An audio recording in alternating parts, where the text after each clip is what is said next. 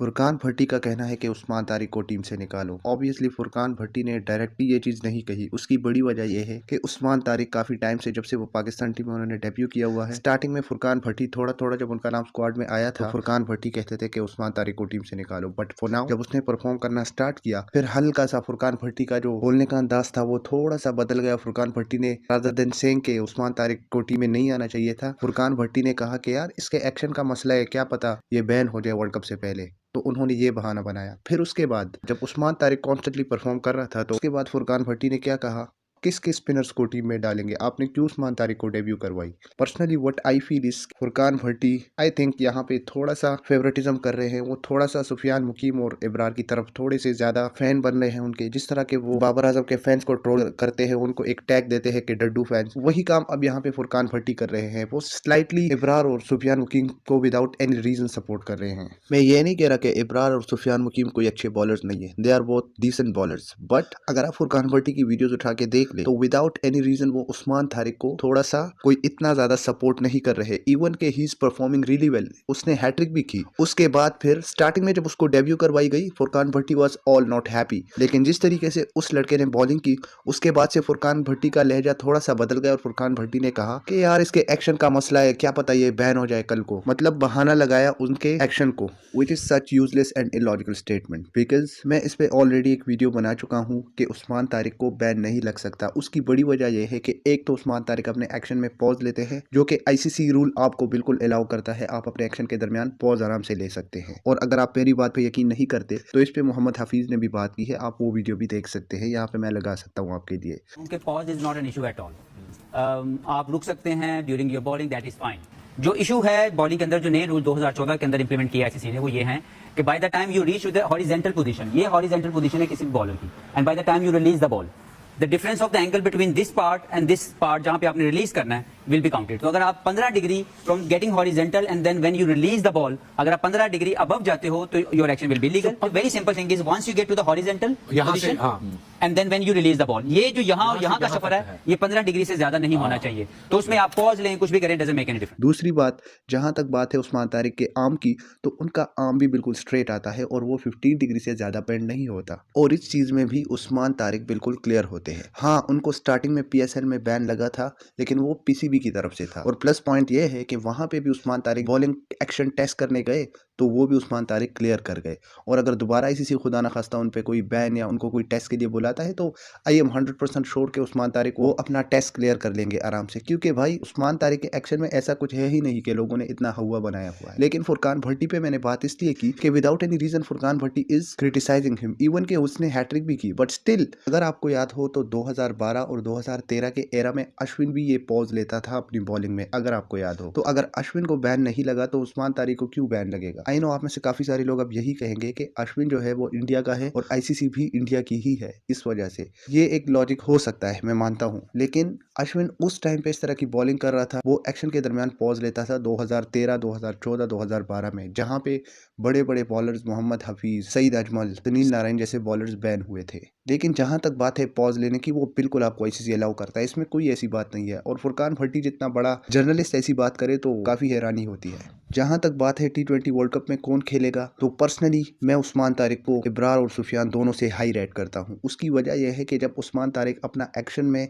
Pause लेते हैं तो वो बैटर को बड़ा कंफ्यूज करता है। दूसरी बात, उस्मान तारिक की हाइट काफी ज्यादा है, जिसकी वजह से जब इतनी हाइट से फ्लाइटेड डिलीवरी, स्पिन डिलीवरी आती है तो उसको खेलना बहुत ही ज्यादा मुश्किल होता है। तीसरी बात, उस्मान तारिक वो वाहिद स्पिनर है जो कि बगैर इंटरनेशनल क्रिकेट खेले सीपीएल खेले थे और बड़े बड़े लीग्स खेलते हैं। और एक चीज के बारे में मैं बात करना चाहता हूँ, I am not Babar Azam fan to be very honest, लेकिन फुरकान भट्टी जो बाबर्स के फैन को डड्डू फैंस का टैग देते हैं और खुद ही वही चीज करते हैं, खुद ही कुछ प्लेयर्स के फैन बॉय बने हुए हैं। मैं बताता हूँ कैसे। हसन नवाज को अगर हम देखें, मैं ये नहीं कह रहा कि हसन नवाज अच्छा प्लेयर है या नहीं, वो एक सेपरेट टॉपिक है, बट हसन नवाज परफॉर्म करे ना करे, फुरकान भट्टी उनको इतना ओवर हाइप देते थे। अगर उनके 2 छक्के भी एज पे लग जाते थे, खैर वैसे तो उनका हर एक छक्का एज पे लगता है, लेकिन अगर उनके 1-2 छक्के भी एज पे लग जाते थे और वो आउट हो जाते थे उसके बाद, तो फुरकान भट्टी इतना उसको अप्रिशिएट करते थे कि जितनी जरूरत नहीं होती थी। मतलब बहुत ही ओवर हाइप कर देते थे अपनी वीडियो में, उनकी तारीफ पे तारीफ। दूसरी तरफ अगर हम साहिबजादा फरहान की बात करें, वो बेचारा अपनी तरफ से इतनी एफर्ट करता है। अगर आप उसकी बैटिंग उठा के देख लो,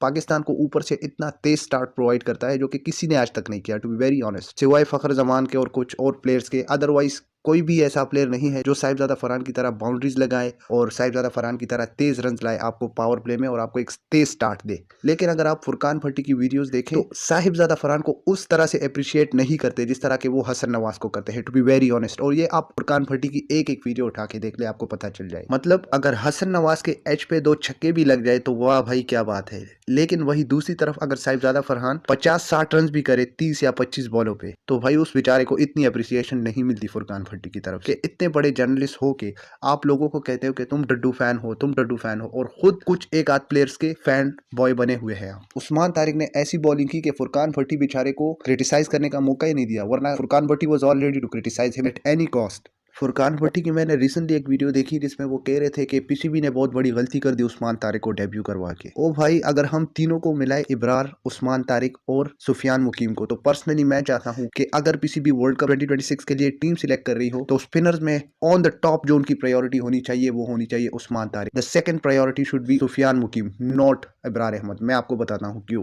इब्रार अहमद का ये मसला है, जब वो बॉलिंग करने आता है और टीम पे काफी प्रेशर होता है और मार पड़ रही होती है, तो भाई उसको फिर 110% मार पड़ती है। इब्रार अहमद की अगर तुम बॉलिंग देखो तो इब्रार अहमद उन जगहों पे बॉलिंग करता है अच्छी जहां पे कोई प्रेशर नहीं होता, या अगर दूसरे बॉलर बैटर्स पे प्रेशर डालते हैं, जैसे शाहीन आया, उसने अच्छी बॉलिंग की, 2 विकेटें ले गया, प्रेशर डाल गया, तो इब्रार वहां से आएगा और दूसरों ने जो प्रेशर बनाया हुआ होता है उसमें अपनी विकेटें उड़ा लेता है। अगर हम देखें जब पाकिस्तान टीम पे प्रेशर होता है और इब्रार बॉलिंग करने आता है तो उसको वो मार पड़ती है। आप इवन इंडिया का मैच उठा के देख ले, एशिया कप में, वर्ल्ड कप में अभी रिसेंटली जो हुआ है, उस बेचारे को वो मार पड़ती है और सोने पे सुहागा। उसको फिर ये नहीं पता होता कि अब मैं इस बैटर को किस तरह आउट करूं या इवन किस तरीके से मैं ये रन्स रोक लूं ताकि मैं बच जाऊं। मतलब उसको नहीं पता। एक दफा अगर उस पे किसी बैटर ने मारना स्टार्ट कर दिया इब्रार को, फिर इब्रार खुद को नहीं बचा सकता। ये एक चीज इब्रार की बॉलिंग में देखी है। हाई प्रेशर मैचेस में, बड़े मैचेस में इब्रार बॉलिंग नहीं कर पाता। मुझे आज भी याद है 2023 में पाकिस्तान और इंग्लैंड की शायद इस्लामाबाद में एक टेस्ट सीरीज चल रही थी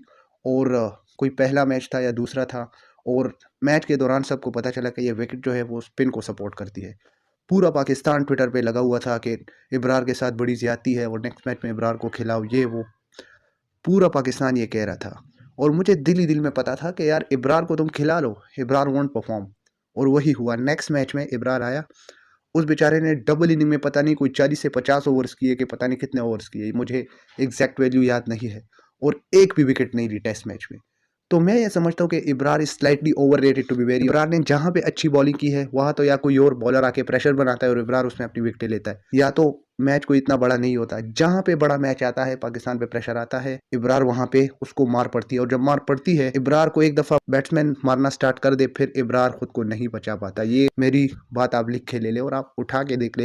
इब्रार की जितने बड़े मैचेस की बॉलिंग है, जब पाकिस्तान प्रेशर में होता है तो इब्रार को जब मार पड़ती है तो फिर वो खुद को नहीं बचा पाता। On the other hand Sufiyan Muqeem की अगर हम बात करें तो सुफियान मुकीम वो बॉलर है कि उनको वैसे तो मार इतनी नहीं पड़ती, प्रेशर सिचुएशन में मैंने उनको काफी देखा है, वो बहुत जबरदस्त बॉलिंग करते हैं। प्लस पॉइंट ये है कि जब उनको बैटर मारना स्टार्ट करता है, ही एग्जैक्टली नो के मुझे अभी खुद को किस तरह बचाना है। मैं विकेट लेने की बात नहीं कर रहा, ही एग्जैक्टली नो कि मुझे मार बढ़ रही है, अब मैं रन्स को कैसे रोकूंगा। मुझे याद है कि पता नहीं कहाँ पे एक मैच चल रहा था जिसमें उसको मार पड़ रही थी। मतलब वो ऐसा बंदा है सुफियान मुकीम कि वो आउट ऑफ द बॉक्स जाके कुछ ना कुछ करता है। जैसे एक मैच चल रहा था, उसमें वो बॉलिंग कर रहे थे और उनको मार पड़ रही थी, और मैं ये सोच रहा था कि भाई ये अब मार इसको पड़ेगी, ये जो भी कर ले। उसने एकदम एज अ स्पिनर भाई उसने एकदम बाउंसर करा दिया बैटर को। मतलब आउट ऑफ द बॉक्स ऐसा कुछ करेगा कि बैटर हिल जाएगा कि यार ये इसने क्या कर दिया। तो मैं ये समझता हूँ कि अगर किसी भी वर्ल्ड कप 2026 के लिए टीम बनाएगी तो स्पिनर्स में टॉप पे उस्मान तारिक का नाम होना चाहिए और दूसरे नंबर पर सुफियान मुकीम का।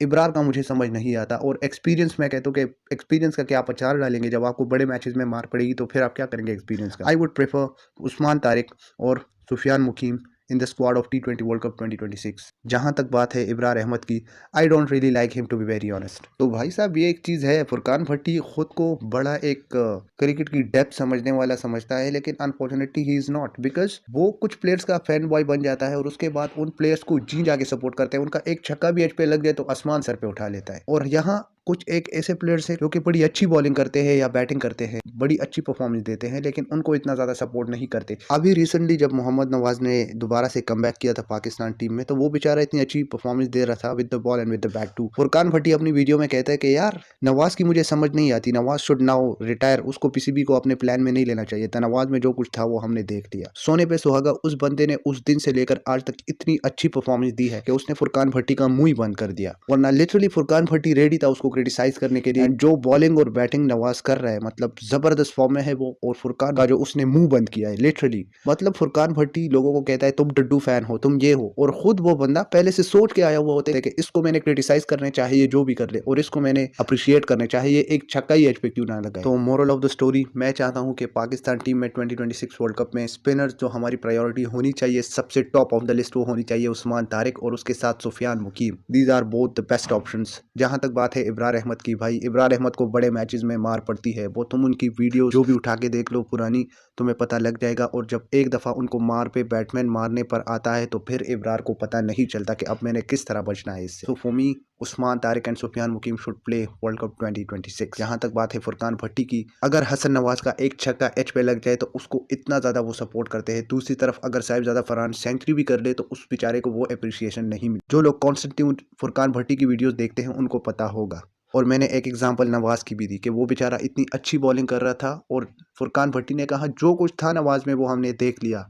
मतलब उसने ये नहीं कहा कि ही शुड नाउ रिटायर, लेकिन दबे दबे अल्फाजों में फुरकान भट्टी का मतलब यही था कि पीसीबी को उसको अपने प्लान से निकालना चाहिए। और फिर सोने पे सुहागा नवाज ने ऐसी परफॉर्मेंस की कि उस दिन के बाद फुरकान भट्टी ने नवाज का नाम ही नहीं लिया। दूसरी तरफ उस्मान तारिक से पता नहीं क्या नफरत है फुरकान भट्टी को। स्टार्टिंग में जब उसको डेब्यू करवाई गई, उसको डेब्यू नहीं करवानी चाहिए थी। जब उस बेचारे ने अच्छी बॉलिंग कर दी, इसका एक्शन बैन हो जाएगा, मतलब हर चीज पे उसको क्रिटिसाइज करना है विदाउट एनी लॉजिक। हाँ, और जहां तक बात है, लोग कुछ कहते हैं कि शादाब खान ने भी टीम में आना है, तो Shadab Khan does not deserve place in a team. उसकी आप रिसेंट परफॉर्मेंस उठा के देखो, जब वो न्यूजीलैंड में थे, आई थिंक उनको इतनी मार पड़ी थी। मैं कहता हूँ कि शादाब खान वो प्लेयर है जो कि मैं ये समझता हूँ, इस टॉपिक पे मैं एक सेपरेट वीडियो भी बनाऊंगा। शादाब खान का मसला ये है कि वो नेट में बॉलिंग नहीं करते। उनकी अगर आप बॉलिंग देखें तो जो फुल टॉस, कभी वो शॉर्ट पिच डिलीवरी डालते हैं, तो उनका पता चल जाता है कि ये बंदा नेट में प्रैक्टिस नहीं करता, और ना ही ये बॉलिंग करता है, और ना ही ये बॉलिंग की प्रैक्टिस करता है, टू बी वेरी ऑनेस्ट। और मैं ये समझता हूँ कि शादाब खान की का जो माइंड है वो कहते हैं कि मैंने स्टीव स्मिथ बनना है, मैंने बैटिंग करनी है। तो वैसा बैटिंग में भी शादाब का वो मजा अब नहीं रहा। जब आप एक बॉलर होते हो और आपका फोकस बैटिंग होती है, तो ना फिर आप यहाँ के रहते हो ना वहाँ के। तो for me I think Shadab shouldn't be in the team in world cup 2026, क्योंकि Shadab does not deserve place in team. हाँ, अगर वो डोमेस्टिक में परफॉर्म करते हैं, अपनी थोड़ी बॉलिंग प्रैक्टिस इंक्रीज करते हैं, दिन के कम से कम 10 से 15 ओवर एक बंदा नेट में करे, तो उसकी भी बॉलिंग में थोड़ी सी बेहतरी आ जाती है। बट शादाब, मैं कहता हूँ कि एक भी बॉल ये नहीं करता प्रैक्टिस सेशन में, टू बी वेरी ऑनेस्ट। जिस तरह के उन्होंने बॉलिंग की रिसेंटली इंजरी से पहले, I think he was not in a practice. और मैं ये समझता हूँ कि अगर शादाब को ये टीम में डालते हैं तो आई थिंक ये बहुत ही ज़्यादा अनफेयर होगा और प्लेयर्स के साथ। In world cup 2026 Usman Tariq and Sufiyan Muqeem should be in the team, no Shadab, no Ibrar Ahmed in the team, to be very honest. और ये वीडियो कोई हेट वीडियो नहीं थी अगेंस्ट फुरकान भट्टी, लेकिन मैं ये सोच रहा हूँ कि उस फुरकान भट्टी कुछ प्लेयर को बहुत ही ज़्यादा अप्रिशिएट करते हैं इवन नथिंग परफॉर्मेंस पे, और कुछ प्लेयर्स बेचारे परफॉर्म करते भी है तो उनको बिला वजह क्रिटिसाइज करते हैं। प्लस फुरकान भट्टी उस्मान तारिक को बगैर किसी वजह के क्रिटिसाइज कर रहे हैं, साहिबजादा फरहान को। और टू बी वेरी ऑनेस्ट, कोई इतने खास एनालिसिस नहीं होते। जैसे मैंने आपको प्रॉपर्ली एनालिसिस से बताया कि इब्रार अहमद को वर्ल्ड कप में क्यों नहीं होना चाहिए, फुरकान भट्टी के ऐसे एनालिसिस नहीं होते। फुरकान भट्टी जस्ट आते हैं, जिस प्लेयर के वो फैन बॉय होते हैं उनको वो तारीफ पे तारीफ, चाहे वो जो भी कर ले, और जिस प्लेयर से वो नफरत करते हैं वो पहले से सोच के आए हुए होते हैं कि यार इसको मैंने क्रिटिसाइज करना है, वेदर ही परफॉर्म और not. Hope so you like the video. अगर वीडियो पसंद आई, वीडियो को लाइक करो, मेरे चैनल को सब्सक्राइब करो, क्योंकि आगे बहुत ही ज़्यादा ज़बरदस्त एनालिसिस और एंटरटेनिंग वीडियोस आने वाली।